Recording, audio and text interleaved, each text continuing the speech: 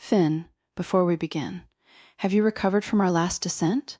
Because you looked about as comfortable as a giraffe on roller skates when that elevator dropped. Seriously, I was ready to call for a chiropractor and an exorcist. That's rich coming from you, Leela. The first time I saw real medieval tunnel rats, you tried to act cool and then screamed loud enough to teach the plague new dance steps. By the way, I don't think exorcists work on elevators or podcasters. Not after last time, anyway.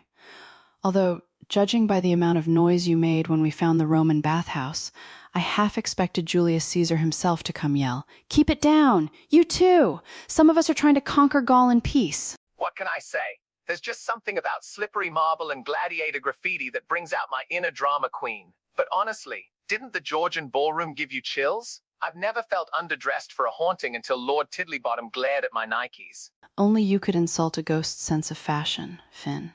But yes, nothing like swirling through centuries faster than you can spill your coffee. Speaking of, what's the over-under on someone accidentally inventing the flat white in Victorian London next time we visit? With your luck, you'll probably trip into the 1600s and introduce espresso to Shakespeare. To bean or not to bean, that is the question. At least if I spill my coffee in the time capsule, it'll finally explain those mysterious stains in 14th century manuscripts. If Shakespeare can survive the plague, he can survive your coffee, Finn. And honestly, next descent, I vote we wear suits of armor and carry croissants. If we're going to fall through history, might as well do it with style and pastry. Agreed. But just so we're clear, first one to panic scream because a Victorian moth lands on their shoulder has to explain to Henry V why he can't marry his lampshade. My money's still on you, Lila. Finn, when I heard about HOGS of Day 4, I thought it was just your last birthday party. But apparently London has form when it comes to chaotic hogs in costumes. I mean, Victorian, London, rooftops, and what? 20,000 hogs doing the can-can on Tower Bridge? This city really peaked too soon. Lila, I'll have you know, my birthday parties are nothing compared to the porcine pandemonium of 1888. These hogs had style, top hats, monocles, probably arguing about the best tea while foxtrotting across Trafalgar Square. You think modern Londoners party hard? Mate, try outrunning 1,000 jolly swine on Parliament Hill. I'd pay to see that. You know, the city had to issue an official statement the morning after, apologizing for all the accidental truffle snufflings in Hyde Park. And let's not forget the confusion at the National Gallery. Is this art, or is this a suspiciously hog-shaped marble statue? Honestly, still less confusing than the modern art wing. But it's the mystery for me, Lila. Who handed out the hog suits? Who coordinated the synchronized pig waltz on London Bridge? Was it early influencer marketing? Join us, be a hog for a day, and receive a free apple in your mouth. I'm convinced it was the Victorians' way to let off steam, or perhaps just a clever cover-up by a rogue bacon syndicate. Next thing you know, there'll be secret hog graffiti all over Baker Street. Sherlock probably spent his whole career wondering why his pipe always smelled like truffles. Still better than London's other forgotten tradition, ferret fencing Fridays. But I say bring back Hogs of Day 4. London's ready. Lord knows you and I already have the matching curly tails. We just need the rooftop access and maybe a bit more coordination than the circle line after 7 p.m. Speak for yourself, Finn.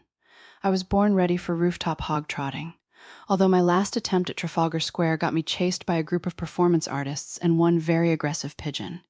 If we're rewriting history, at least let's make sure the snacks are better this time.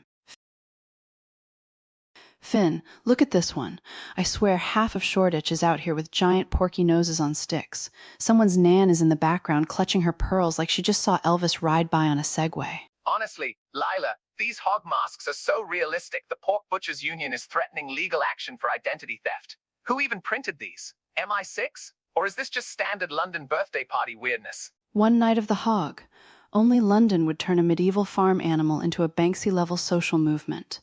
By next year, you'll need a snout to order a flat white in Soho. It'd still be less pretentious than asking for extra oat foam. Also, have you noticed these celebrations got weird after that time capsule was unearthed beneath King's Cross? I swear someone's been slipping Victorian gin into the Thames. That capsule was wild. Victorian love letters, blueprints for a perpetual sausage machine, and one cryptic note: beware the hog beneath the city. Sounds like a threat, or a really bad pub review. And let's not forget the so-called underground time machine, which, according to TikTok, is just the circle line running late. Again. Magical, yes. It always transports you to disappointment. Honestly, you ride that thing and end up in 1974, 1998, and somehow the queue for a Greg's that doesn't exist yet.